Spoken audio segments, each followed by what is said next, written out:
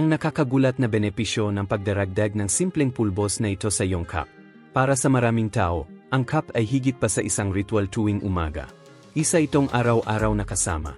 Ngunit para sa milyon-milyong nakatatanda, ang pamilyar na tasang iyon ay maaring gumagawa ng higit pa kaysa sa paggising sa kanila. Sa katunayan, maaari nitong unti-unting pinahihina ang kanilang lakas, o tumutulong na may balik ito ng mas mabilis kaysa sa mga mamahaling suplemento. Pagkatapos ng edad na 60, ang katawan ay natural na nagsisimulang mawalan ng muscle mass, kadalasan ay umaabot sa 8% bawat dekada. Ang pagkawala na ito ay hindi lang nakakaapekto sa lakas, pinapataas din nito ang panganib ng pagkahulog, bali ng buto, at kahit pinaikli ang buhay. Ngunit narito ang hindi napapansin ng karamihan. Kapag pinagsama sa tamang likas na sangkap, ang perehong tasa ng kape ay maaring maging makapangyarihang kasangkapan para sa pagpapanumbalik ng kalusugan.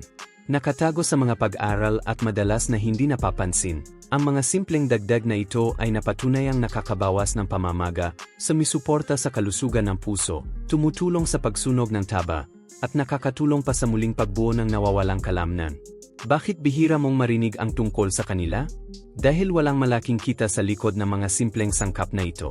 Ngayon, matutuklasan mo ang 8 makapangyarihang sangkap na maaari mong ihalo sa iyong cup tuwing umaga.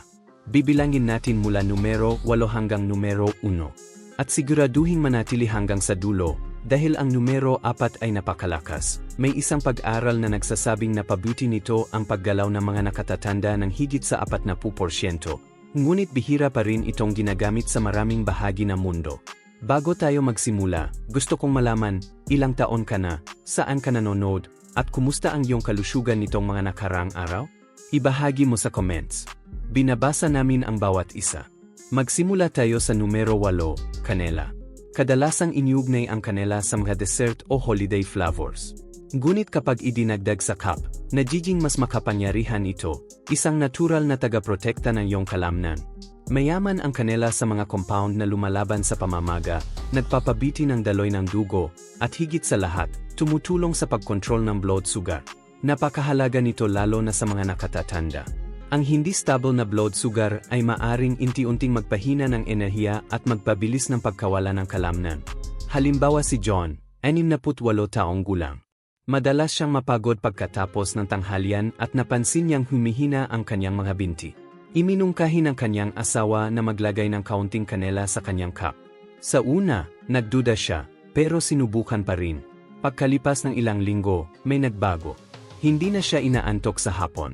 Lumakas ang kanyang mga binti, at bumaba ang kanyang blood sugar. Pati ang kanyang doktor ay nagulat. Lahat dahil lang sa isang kutsarita ng kanela araw-araw. Ipinaliwanag ito ng agham. Ang pagtaas-baba ng blood sugar ay nakakaapekto sa kung paano sumisipsip ng nutrisyon ang mga kalamnan. Tinutulungan ng kanela na maging stable ito. Kalahating kutsarita lang ay sapat na. Mas mainam ang Ceylon cinnamon dahil mas mababa ang coumarin nito. Hindi tulad na matatamis na creamer, walang dagdag na calories ang kanela. Sa halip, ginagawa nitong kakampi ang iyong cup para sa metabolismo at kalamnan. Minsan, ang malilit na pagbabago ang may pinakamalaking epekto. Numero 7, cocoa powder. Ang sangkap sa tsokolate, pero kapag unsweetened at idinagdag sa cup, nagiging napakalusog nito. Mayaman ang cocoa sa flavanols na nagpapabuti ng daloy ng dugo at tumutulong sa muscle recovery. Habang tumatanda tayo, humihina ang sirkulasyon, kaya mas kaunting oxygen ang napupunta sa kalamnan. Dito pumapasok ang cocoa. Si Evelyn, 72, ay napansin na mas madali na ang kanyang paglalakad matapos magdagdag ng cocoa sa cup. Pinapabuti nito ang kakayahan ng mga blood vessel na magdala ng oxygen. Isang kutsarita lang ay sapat na. Numero 6, coconut oil o MCT oil. Nagbibigay ito ng matatag na enerhiya. Ang MCTs ay ginagawang ketones, malinis na enerhiya para sa utak at kalamnan. Habang tumatanda, bumababa ang kakayahan ng katawan na gamitin ang glucose. Kaya nagkakaroon ng pagkapagod at brain fog. Si Harold, 69, ay nakaranas na mas stable na enerhiya matapos magdagdag nito sa kanyang cup. Simulan sa isang kutsarita. Numero 5, gatas o soy milk. Nagbibigay ito ng protein, lalo na ang leucine na mahalaga sa muscle growth. Si Dolores, 72, ay lumakas matapos magdagdag ng soy milk sa kanyang cup. Kalahating tasa ay sapat na. Numero 4, collagen powder. Hindi lang ito para sa bala. Tumutulong ito sa joints, muscles, at buto. Si Robert, 70, ay nakaranas na mas kaunting pananakit at mas maayos na galaw. Isang scoop lang ay sapat na. Numero 3, whey protein. Tumutulong ito laban sa anabolic resistance. Si Helen, 67, ay naging mas malakas matapos gamitin ito. Isang scoop ay malaking tulong na. Numero 2, chia seeds. Maliit pero makapangyarihan. May fiber, omega-3 at protein. Si George, 70, ay nakaramdam na mas magandang digestion at enerhiya. 1 hanggang 2 kutsarita ay sapat na.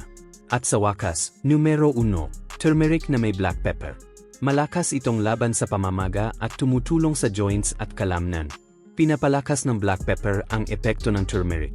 Si Satoshi, 73, ay muling nakagalaw ng mas maayos matapos gamitin ito. Kalahating kutsarita ng turmeric at kaunting black pepper ay sapat na. Bago tayo magtapos, tandaan, ito ay para sa kaalaman lamang at hindi kapalit ng payo ng doktor. Sa kabuuan, ang 8 sangkap na ito ay maaring gawing mas makapangyarihan ang iyong cup. Ngayon, ikaw naman. Alin ang susubukan mo muna? I-comment mo sa ibaba. At tandaan, ang pagtanda ay hindi nangangahulugang paghina. Sa tamang mga gawi, maaari kang manatiling malakas, aktibo, at independyente. Ang iyong cup sa umaga ay maaring humila sa iyo pababa o tulungan kang umanga. Ang pagpili ay nasa iyo.